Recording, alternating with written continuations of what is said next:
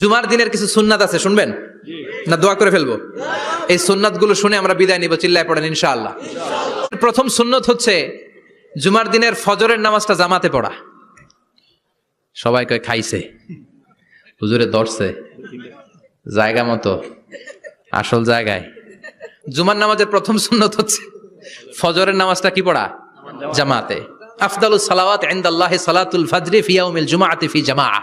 বিশ্বনবী বললেন জুমার নামাজের 15টা সুন্নত মুখস্থ রাখতে হবে। 1 নাম্বার সুন্নত ফজরের সালাত জামাতে পড়তে হবে। 2 নামাজ মুনাফিকদের কাছে সবচেয়ে কঠিন, একটা হচ্ছে ফজরের নামাজ আর একটা এশার নামাজ। এক আলেমকে জিজ্ঞেস করা হলো ফজরের বাতাসটা এত ঠান্ডা আর স্নিগ্ধ কেন? আলেম উত্তর দিয়েছিল কারণ ফজরের বাতাসে মুনাফিকদের নাকের দুর্গন্ধ মিশে না। ফজরের বাতাসটা স্নিগ্ধ, ফজরের সময় আল্লাহওয়ালাদের আনাগোনা, মুসল্লিদের আনাগোনা, ইসলামের পক্ষের শক্তির আনাগোনা। চিল্লায় বলেন ঠিক কিনা? মসজিদে নববীতে জুমার নামাজের দৃশ্য আর ফজরের নামাজের দৃশ্য ছিল এক।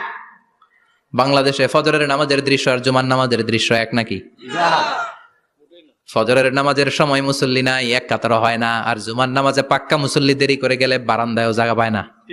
কথা কন। তাহলে ফজরের নামাজটা আমরা জামাতে পড়বো ইনশাআল্লাহ। ইনশাআল্লাহ এত আসতে ইনশাআল্লাহ, আরো জোরে পড়েন ইনশাআল্লাহ। মনে থাকবে? 2 নম্বর সুন্নাহ হচ্ছে আসওয়াক, মেসওয়াক করা। মাতফারাতুন লিল ফাম মারদাতুন লির রব। মেসওয়াক করলে দাঁত পরিষ্কার থাকে, আল্লাহ খুশি হয়ে যায়। বিশ্বনবী বলেছেন যদি আমার উম্মতের জন্য কষ্ট না হতো প্রত্যেক নামাজের আগে মেসওয়াক করা আমি ফরজ করে দিতাম। সুবহানাল্লাহ। মেসওয়াক ছিল বিশ্বনবীর জীবনের শেষ আমল। এই মেসওয়াক করে বিশ্বনবী শেষ নিঃশ্বাস ত্যাগ করেছেন। আপনার নবী আমার নবী, ওনার জীবনের সর্বশেষ আমল ছিল কি? মেসওয়াক। সুবহানাল্লাহ কইবেন না? বিশ্বনবী জাইতুনের ডাল দিয়ে মেসওয়াক করতেন। বিশ্বনবী বলতেন নি'মা সিওয়াকি আয-যাইতুন ফাইন্নাহু সিওয়াকি ওয়া সিওয়াকুল আমবিয়া মিন ক্বাবলি। জাইতুনের ডালের মেসওয়াক কতই না ভালো, কারণ এটা দিয়ে আমিও মেসওয়াক করি, আমার আগে সব নবীরাই জাইতুনের ডাল দিয়ে মেসওয়াক করেছে। সুবহানাল্লাহ। 3 নাম্বার হচ্ছে দুহুন, তেল মালিশ করবেন। বিশ্বনবী জাইতুনের তেল চুলে আর গায়ে দিতেন। বিশ্বনবী বলতেন ওয়াদাহিনু ফাইন্না ফিত তাদহিনে বারাকাত। তেল খাও, তেল দাও, তেল মালিশ করো, তেলের ভেতরে আল্লাহ বরকত ঢুকাইয়া দিছে। তেল দিবেন তো? 4 নম্বরে আত্তিব, জুমার দিনে সুগন্ধি লাগিয়ে যাওয়া সুন্নাত। লাগাবেন? লাগাতে রাজি আছেন? বিশ্বনবী বলতেন এই দুনিয়ার 3টা জিনিস আমার কাছে সবচাইতে প্রিয়। হুব্বিবা ইলাইয়া মিন দুনিয়াকুম সালাস। 1 হচ্ছে আন-নিসা, নারীদেরকে আমি পছন্দ করি। 2 হচ্ছে আত্তিব, সুগন্ধি লাগাতে আমি পছন্দ করি। বিশ্বনবীর কেউ সুগন্ধি হাদিয়া দিয়েছে, বিশ্বনবী নেয় নাই, এরকম কোন ঘটনা ঘটে নাই। আল্লাহু আকবার। কুররাতু আইনি ফিস সালাহ। নামাজের মধ্যে যখন আমি দাঁড়িয়ে যাই আমার চক্ষুটারে ঠান্ডা করে দেয় কে? আবার বিশ্বনবী বলতেন আরবাউন মিন সুনানিল মুরসালিন। 4টা সুন্নাত সব নবীদের সুন্নাত। 1 নম্বরে আল হায়া মানে লজ্জা। আরেক বর্ণনা এসেছে আল খিতান মানে সুন্নাতে খাতনা, এটা সব নবীদের ছিল। আর সেওয়াক, সব নবীরা মেসওয়াক করেছেন। আর তিব, সব নবীরা আতর লাগিয়েছেন। আর নিকাহ, সব নবীরা বিয়েও করেছেন। চিল্লায় পড়েন আল্লাহু আকবার। আহসানা সিয়াব, সুন্দর জামা পরা। নট নেসেসারি যে নতুন জামা হতে হবে, পুরাতন জামাও ধুয়ে আয়রন করে পরলে একটা সৌন্দর্য আছে না নাই? ইন্নাল্লাহা জামিল ওয়া ইউহিব্বুল জামাল। আল্লাহ নিজে সুন্দর, সৌন্দর্যকে আল্লাহ পছন্দ করেন। পৃথিবীতে সবচেয়ে সুন্দর কে? পৃথিবী সুন্দর, মানুষ সুন্দর, আসমান সুন্দর, জমিন সুন্দর, সুন্দরে সুন্দরে পাল্লা। জানি না কত সুন্দর তুমি আল্লাহ, জানি না কত সুন্দর তুমি আল্লাহ। সুবহানাল্লাহ পড়েন। ইন্নাল্লাহা ইউহিব্বু আইয়ারা আসারা নি'মাতিহি আলা আবদিহি। আল্লাহ তার বান্দার উপর তার নেয়ামতের ছিটে ফোঁটা দেখতে চান। আপনি যদি ধনী হন দামি জামা পরবেন, সুন্দর জামা পরবেন। অনেকে আছে অনেক ধনী কিপটুসের মতো সিরা জামা পরে, আছে না নাই? আপনি ধনী মানুষ, আপনি সিরা জামা পরছেন কেন? আপনার যে সম্পদ আছে এটার বহিঃপ্রকাশ আল্লাহ দেখতে পছন্দ করে। আপনাকে যে আল্লাহ কি নাজ নেয়ামত দিয়েছে, অহংকার ছাড়া স্বাভাবিক বহিঃপ্রকাশটা আল্লাহ দেখতে পছন্দ করে। কোন সুবহানাল্লাহ। এরপরে ইকসারুস সালাহ আলান নবী, বিশ্বনবীর উপর বেশি বেশি দুরূদ পড়া। বিশ্বনবী বলতেন জুমার দিন শ্রেষ্ঠ দিন, এই দিন আমার উপর বেশি বেশি দুরূদ পড়ো। ফাইন্না সালাতাকুম মা'রুদাতুন আলাইয়া। কেননা তোমরা যে আমার উপর দুরূদ পড়ো, আমি মরে যাওয়ার পরে এই দুরূদগুলো কে পাঠিয়েছে তার নাম, তার বাবার নাম সহ ফেরেশতারা আমার কবরে দিয়ে আসে। সুবহানাল্লাহ। সাহাবারা বললেন ইয়া রাসূলুল্লাহ কাইফা সালাতুনা মা'রুদাতুন আলাইক। আপনি মরে যাওয়ার পরে আমাদের দুরূদ কেমন করে আপনি দেখবেন? ওয়াকাদ আরিমতা, আপনি তো পচে গলে মাটির সাথে মিশে যাবেন। বিশ্বনবী বলেন ইন্নাল্লাহা হাররামা আলাল আরদি আন তাকুলা আজসাদাল আমবিয়া। নবীদের লাশকে খেয়ে ফেলা, নবীদের লাশকে পচিয়ে ফেলা জমিনের সব মাটির জন্য আল্লাহ হারাম করে দিয়েছে। নবীদের লাশ পচে না, নবীদের লাশ গলে না, যারাই বিশ্বনবীর উপর দুরূদ পড়বেন, আপনার নাম সহ, আপনার বাবার নাম সহ, মালাইকাতুস সাইয়াহিন, একদল ফেরেশতা আছে শুধু রাউন্ড দেয় গোটা ওয়ার্ল্ডে।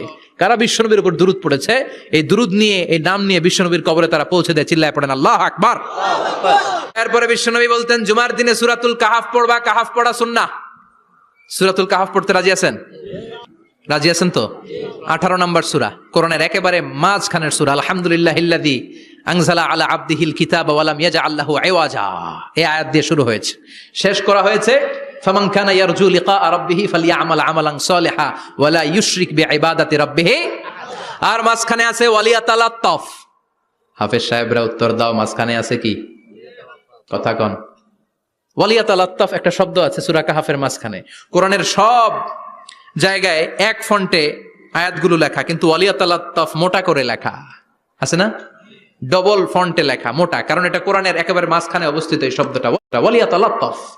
এর আগে যত শব্দ, এর পরে তত শব্দ, এর আগে যত কোরআনের অক্ষর, এর পরে তত অক্ষর। সুবহানাল্লাহ বাড়িতে গিয়া বিষ্ণু বললেন, সূরাতুল কাহাফ যে তেলাওয়াত করবে ইয়াকুনু লাহু নূর, এই সূরাতুল কাহাফ কিয়ামতের দিন তার সামনে বিশাল একটা আলো হয়ে আসবে।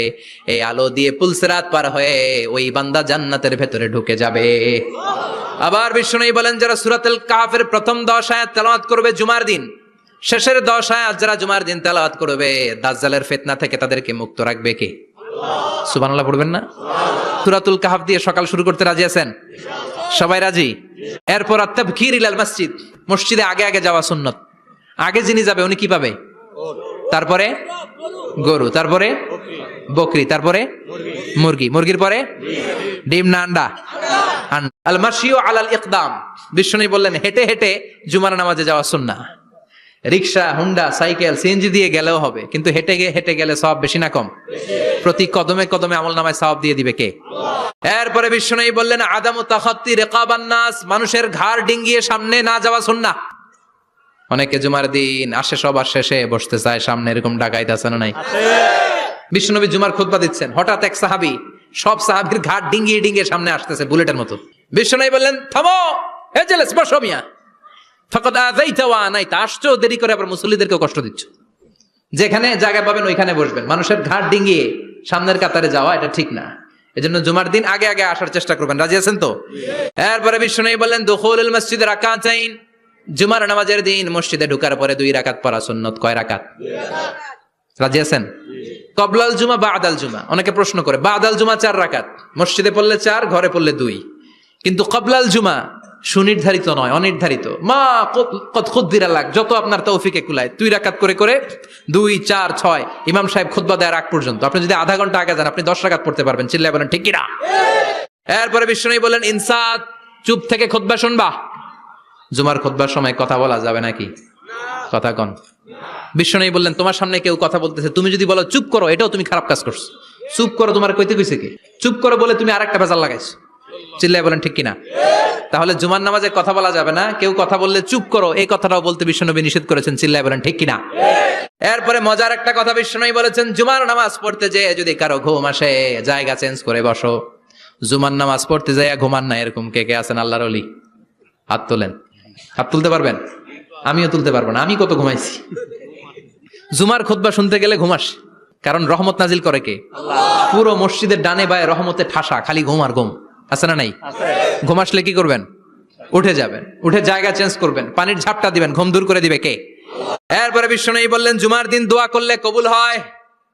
এমন একটা সময় আছে জুমার দিনে, ওই সময়ে যদি বান্দা আল্লাহর কাছে কিছু চায়, সেটা না দিয়ে খালি হাতে আল্লাহ বান্দারে ফিরাইয়া দেয় না। সেটা কখন? অনেক ইখতিলাফ আছে, বেশিরভাগ মুহাদ্দিসিন বলেছেন জুমার দিন আসরের নামাজের পর থেকে মাগরিবের আগ পর্যন্ত, বিশেষ করে মাগরিবের আগের আধা ঘন্টা, এই সময় আল্লাহর কাছে বান্দা যদি কিছু চায়, এই দোয়া আল্লাহ ফিরিয়ে দেয় না। এই 15টা সুন্নাত আমল করা যাবে তো? সবাই রাজি? জুমার খুতবা মনোযোগ দিয়ে শুনবো তো? আগে আগে আসবো তো? দোকানপাট বন্ধ করে জুমার নামাজের ভাবমূর্তি রক্ষা করবো তো? খতিব সাহেব যারা আছেন, জুমার আলোচনাটাকে আরো কনস্ট্রাকটিভ ওয়েতে নেন। সব বন্ধ হবে, জুমা বন্ধ হবে। তাফসির মাহফিলে 144 ধারা আছে না নাই? জুমার মাহফিলে আছে? জুমার দিন 144 জারি করছে ওই মসজিদের জুমায়, কোনদিন শুনছেন? এই জন্য জুমাটাকে আমাদেরকে কাজে লাগাতে হবে। আল্লাহ তুমি তৌফিক দাও। আরো জোরে পড়েন আমিন।